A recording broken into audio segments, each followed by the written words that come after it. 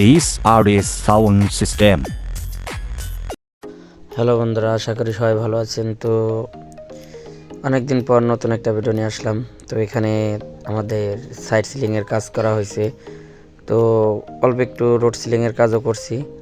তো কিছু অংশ কাজ বাকি আছে, তো সেটা ইভেন্টের কাজ। তো এখানে আমাদের একটা ইন্টিগ্রেট হবে।